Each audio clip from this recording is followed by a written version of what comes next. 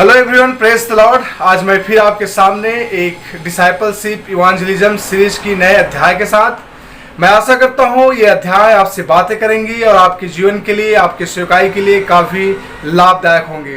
तो दोस्तों, आज का अध्याय है कि हम मसीह में कौन है, what is our identity in Christ और who we are in Christ. तो हम मसीह में कौन है। तो आज मैं दोस्तों आपसे बातें करने जा रहा हूँ कि हम मसीह में कौन है, who we are in Christ. मसीह में हमारा पहचान क्या है, मसीह में हमारा आइडेंटिटी क्या है। अगर हम संसार में देखें तो संसार में जो हमारी आइडेंटिटी है, जैसे कि कोई बोलता है कि पास्टर है, कोई मिशनरी है, कोई इवांजलिस्ट है, कोई विश्वासी है, कोई पोप है, कोई बिशप है, या फिर कोई इंजीनियर है, कोई डॉक्टर है, कोई साइंटिस्ट है, कोई कलेक्टर है, कोई मंत्री है। तो इस प्रकार की जो हमारी जो आइडेंटिटी है वो संसार में, इस संसार में हमारी आइडेंटिटी, लेकिन जो हमारी आइडेंटिटी है वो मसीह में क्या है, who we are in Christ, what is our identity in Christ. तो दोस्तों, हम सबका संसार में हमारे कार्यों के अनुसार, हमारे पैशन के अनुसार, हमारे वर्क के अनुसार हमारा एक अलग से आइडेंटिटी है। लेकिन जब हम बात करते हैं स्पिरिचुअल रेलम की, आत्मिक बातों की, तो आत्मिकता में हमारा पहचान क्या है, हम कौन है मसीह में। आइए दोस्तों, हम इसको जानने के लिए परमेश्वर के वचन से एक वचन को पढ़ेंगे, और ये है दूसरा कुरिन्थी का किताब 5 अध्याय का 17 पद में इस प्रकार से लिखा हुआ है। सो यदि कोई मसीह में है तो वह नई सृष्टि है, पुरानी बातें बीत गई, देखो वे सब नई हो गई।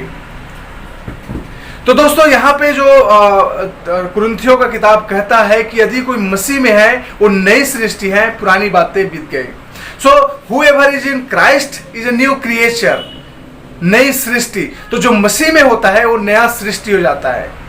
तो जब एक व्यक्ति प्रभु यीशु मसीह को ग्रहण करता है या स्वीकार करता है, उस पर विश्वास करता है, तो वो एक नया सृष्टि बन जाता है, एक न्यू क्रिएशन बन जाता है। उसके अंदर वो एक न्यू क्रिएचर बन जाता है, न्यू क्रिएशन उसके अंदर आ जाता है। तो जो ये दोस्तों हमें इसे समझना होगा, जब एक व्यक्ति प्रभु को ग्रहण करता है तो न्यू बन जाता है। तो कैसे न्यू बन जाता है, वो न्यू कहाँ पे बनता है, इसको जानने के लिए हम एक और वचन को पढ़ेंगे दोस्तों। पहला थिस्सलुनीकियों की किताब उसका 5 अध्याय का 23 पद। शांति का परमेश्वर आप ही तुम्हें पूरी रीति से पवित्र करे और तुम्हारी आत्मा और प्राण और देह हमारे प्रभु यीशु मसीह के आने तक पूरे पूरे और निर्दोष सुरक्षित रहे। दोस्तों, इसको यहाँ पे हमने पढ़ा जो वचन, इसमें पौलुस कहता है कि तुम्हारी प्राण, तुम्हारी आत्मा और तुम्हारी देह को प्रभु यीशु मसीह के आने तक पूरी पूरी निर्दोष संभाल कर रखे। इसका कहने का मतलब है कि जो हमारा शरीर है, हमारा जो जीवन है, वो 3 चीजों से बना हुआ है। एक है देह, एक है प्राण और एक है आत्मा। तो हमारा जो शरीर है, हमारे जो अंदर है, हम 3 चीजों का कंबाइन है। एक है spirit, soul and body.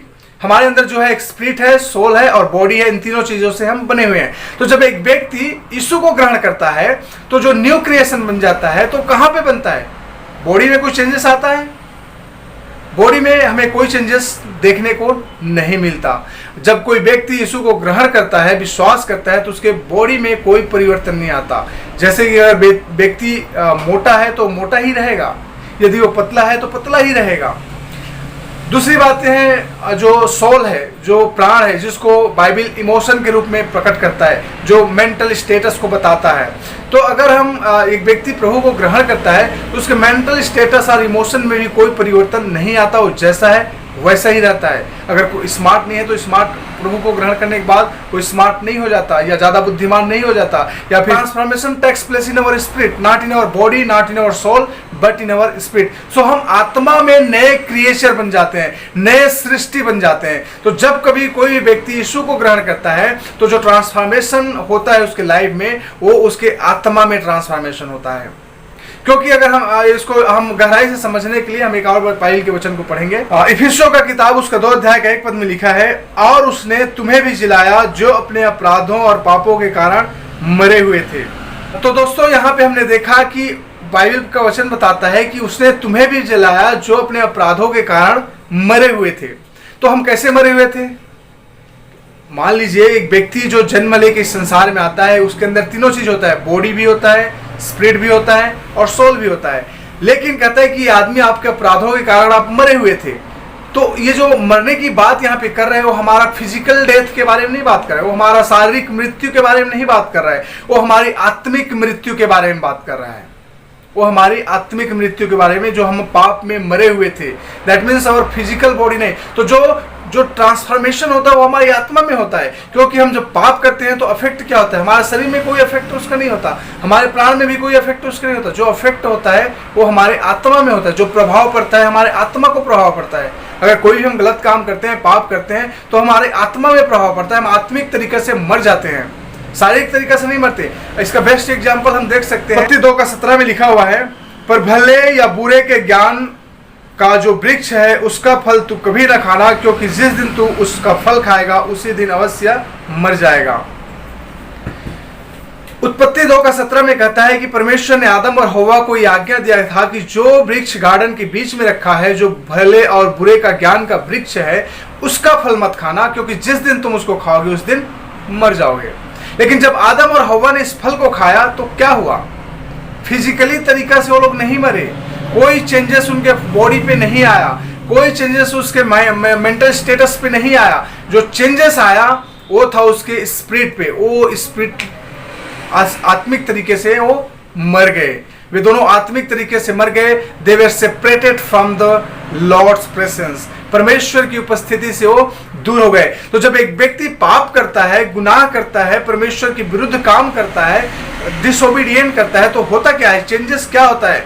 Body में कोई चेंजेस नहीं आता, जो चेंजेस आता है उसके आत्मा में आता है। आत्मिक तरीका से मर जाते हैं और परमेश्वर की उपस्थिति से दूर हो जाते हैं। तो जो यहाँ पे हमने पढ़ा है, जो हमारी डेथ के बारे में बात करता है, मृत्यु के बारे में बात करता है, कि वो हमारा जो मृत्यु है, पाप में हम जो मरे हुए थे, वो हमारा शारीरिक मृत्यु नहीं बल्कि आत्मिक मृत्यु के बारे में है। हम आत्मिक तरीका से मरे हुए थे। तो जैसे कि आदम और हव्वा ने फल को खाया और वो उनका डेथ हो गया, मृत्यु हो गया, वो परमेश्वर से दूर हो गए, वो आत्मिक तरीके से मर गए। हम एक और वचन को पढ़ेंगे, यूहन्ना का किताब उसका 3:5 पर। यीशु ने उत्तर दिया कि मैं तुमसे सच सच कहता हूं कि जब कोई मनुष्य जल और आत्मा से न जन्मे तो परमेश्वर के राज्य में प्रवेश नहीं कर सकता। तो दोस्तों, यहाँ पे हमने देखा कि जब तक एक व्यक्ति जल और आत्मा से जन्म न ले तब तक वो परमेश्वर के राज्य में प्रवेश नहीं कर सकता।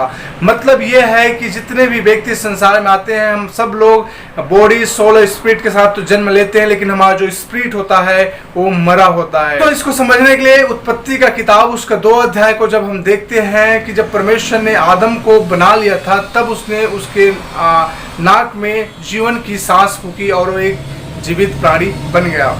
तो इसको हम वहां पे देखते हैं कि परमेश्वर ने जो सांस फूकी, जो ब्रेथ वर्ड इस्तेमाल किया गया इंग्लिश वर्ड में, और उसका जब हम रूट वर्ड पे जाते हैं तो रूट वर्ड जो इस्तेमाल किया गया है ब्रेथ के लिए, उसी वर्ड को इस्तेमाल किया गया है स्पिरिट के लिए। तो वहां पे जो सेम वर्ड, हिब्रू का जो सेम वर्ड यहाँ पे उत्पत्ति का 2 अध्याय में ब्रेथ करके ट्रांसलेट किया गया है, उसी हिब्रू का सेम वर्ड को दूसरे जगह में स्पिरिट करके ट्रांसलेट किया गया है। इसका मतलब यह है कि ब्रेथ और स्पिरिट ये दोनों सेम है। वहां पे परमेश्वर ने उसके अंदर एक ब्रेथ डाला, एक जीवन की सांस फूकी। वो आत्मा क्या होता है? हमें जीवन का सांस देता है। उस आत्मा जब तक हमारे शरीर में है, हमारा सांसें चल रहा है। जिस दिन वो आत्मा हमारे शरीर को छोड़कर जाएगा, हमारी सांसें बंद हो जाएगी। तो जो ब्रेथ है वो स्पिरिट है, स्पिरिट जो परमेश्वर ने हमें दिया हुआ है। तो हमारी जो बॉडी है, हमारा जो सोल है, हमारा जो स्पिरिट है, ये तीनों से हम बने हुए हैं। तो हमारी जो आइडेंटिटी होता है वो हमारे स्पिरिट के द्वारा पहचाना जाता है। शारीरिक रीति से, सांसारिक रीति से, जैसे कि मैंने बताया कि हमारी जो आइडेंटिटी है वो अलग है। हमारे संसार में जो लोग देखते हैं, हमारे पैशन के अनुसार, हमारे कार्यों के अनुसार, हमारी रिस्पॉन्सिबिलिटीज के अनुसार हमें लोग पहचानते हैं कि हम कौन है और क्या काम करते हैं। लेकिन who we are in Christ, जब बात करते हैं इन क्राइस्ट, मसीह में हम कौन है, तब वहां पे जो हमारी आइडेंटिटी होती है, हमारी फिजिकल बॉडी को देखकर नहीं होता, हमारी आत्मा के, हमारे सोल के, प्राण के अनुसार हमारी कोई आइडेंटिटी नहीं होती।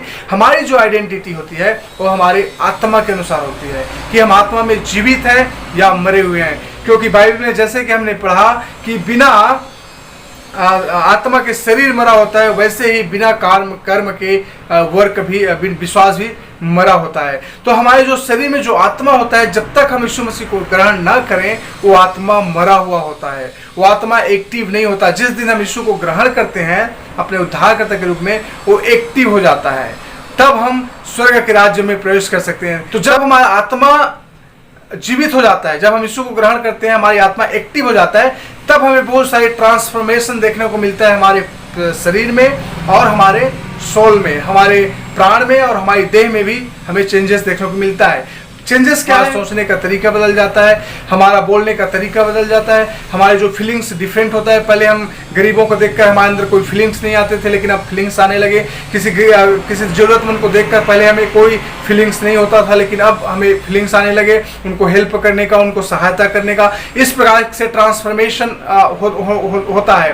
हमारे शरीर में भी ट्रांसफॉर्मेशन होता है। हमारी जो शरीर है, हम अपने शरीर का केयर नहीं करते। हम बहुत सारे ऐसे चीज़ों को अपने शरीर में लेते जो हमारे शरीर को नुकसान पहुंचाता है, जैसे कि नशे करना, ड्रग एडिक्ट करना और बहुत सारी ऐसी चीज़ें जो हम जिसका सेवन करते हैं, जिससे हमारे शरीर को नुकसान होता है, जो हम अपने शरीर का केयर नहीं करते हैं। लेकिन जब हमारी आत्मा में ट्रांसफॉर्मेशन होने के बाद हमारे प्राण में भी ट्रांसफॉर्मेशन होता है, हमारे शरीर में भी धीरे धीरे ट्रांसफॉर्मेशन होता है। और हमारी जो आइडेंटिटी होती है वो हमारे शरीर के अनुसार नहीं, हमारे प्राण के अनुसार नहीं, बल्कि हमारी आत्मा के अनुसार होता है और हम एक आत्मिक व्यक्ति कहलाते हैं। हमारी आत्मा के अनुसार हमारे ट्रांसफॉर्मेशन हो जाता है। फिर हमारा जो कार्य होता है, फिर हमारा जो सोचने का तरीका होता है, जो जीवन जीने का तरीका होता है, वो अलग होता है, इस संसार के अनुसार नहीं होता। क्योंकि संसार में क्या, संसार जो रूल है, संसार का जो नियम है, वो परमेश्वर की नियम और परमेश्वर की रूल से आत्मिक व्यक्ति होता है। उसका जीने का तरीका अलग है, सोचने का तरीका अलग हो जाता है, जीवन जीने का तरीका अलग हो जाता है, हमारा रहन सहन बदल जाता है, हमारा सोच विचार बदल जाता है, हमारा व्यवहार बदल जाता है। तो काफी परिवर्तन हमारे जीवन में तब देखने को मिलता है। तो जो हमारी आइडेंटिटी है मसीह में, जब तक हम जल और आत्मा से जन्म न लें, स्वर्ग में हम प्रवेश नहीं कर सकते। मतलब ये है दोस्तों कि हमारी जो पहचान है हमारी आत्मा से, हमारे शरीर से नहीं, हमारे प्राण से नहीं, बल्कि हमारी आत्मा से हमारी पहचान होती है कि who we are in Christ. हम कितने क्लोज परमेश्वर के साथ हैं, कितने समय हम परमेश्वर के साथ बिताते हैं, कितने समय हम परमेश्वर से बातें करते हैं, कितना समय हम परमेश्वर के वचन पर मनन करते हैं। हमारी जो रिलेशनशिप परमेश्वर के साथ है, उसके अनुसार ही हमारा आइडेंटिटी होता है। क्योंकि बाइबल पढ़ना, चर्च जाना और बहुत सारे कार्य करना हर एक लोग करता है, लेकिन इन सबसे बढ़कर जो बातें हैं वो है आपका पर्सनल रिलेशनशिप विद गॉड, आपका जो व्यक्तिगत रिलेशन परमेश्वर के साथ है। और जो ट्रांसफॉर्मेशन आपके बॉडी और शरीर में जब देखने को मिलता है, वो एक प्रमाण होता है कि आपका जो आइडेंटिटी क्या है। कोई आइडेंटिटी नहीं है, क्योंकि जब तक हमारे अंदर हमारा आत्मा है, हमारी पहचान है। जिस दिन हमारे शरीर से हमारा आत्मा चला जाता है, हमारी पहचान उसी दिन खत्म हो जाती है। हमारा शरीर को बोलते हैं लोग, डेथ बॉडी बोलना शुरू कर देंगे। तो हमारा जब तक आत्मा हमारे शरीर में है, हम एक जीवित प्राणी है और हमारी एक पहचान है। लेकिन जिस दिन वो आत्मा इस शरीर को छोड़कर चला जाएगा, उस दिन हमारी सारी पहचान खत्म हो जाती है। लेकिन जो हमारी आत्मिक पहचान है वो हमेशा बना रहता है, क्योंकि जो हमारा आत्मा है और जो हमारा प्राण है वो कभी मरता नहीं। अगर कोई नाश होता है तो हमारे ये बॉडी है, ये जो फिजिकल बॉडी, ये नाश होता है, और आत्मा और प्राण जहाँ से आए वहाँ चला। तो हमारी जो पहचान है संसार की रीति से वो हमारा बॉडी के अनुसार है, लेकिन जो आत्मिकता हमारी पहचान है वो हमारी आत्मा के अनुसार है, जो इटर्निटी के लिए, जो हमेशा के लिए। हमारी जो शारीरिक पहचान है दोस्तों, वो खत्म हो जाएगा जिस दिन हमारी आत्मा हमारे शरीर से चला जाएगा। वो हमें लोग डॉक्टर करके नहीं बुलाएंगे, इंजीनियर करके नहीं बुलाएंगे, पास्टर करके नहीं बुलाएंगे, बल्कि कहेंगे डेथ बॉडी। लेकिन जो आत्मिक हमारा पहचान है, जो आत्मा के द्वारा हमें जो पहचान मिली, वो कभी खत्म नहीं होगा। जैसे आप आत्मा छोड़ेगा, वो इटर्निटी के लिए चला जाएगा। अगर आप अच्छा काम किए, अगर आप एक जीवित प्राणी है, जीवित विक्टोरियस क्रिश्चियन लाइफ है, तो डेफिनेटली स्वर्ग में यीशु के साथ रहेंगे और आपकी पहचान वहाँ भी बना रहेगा।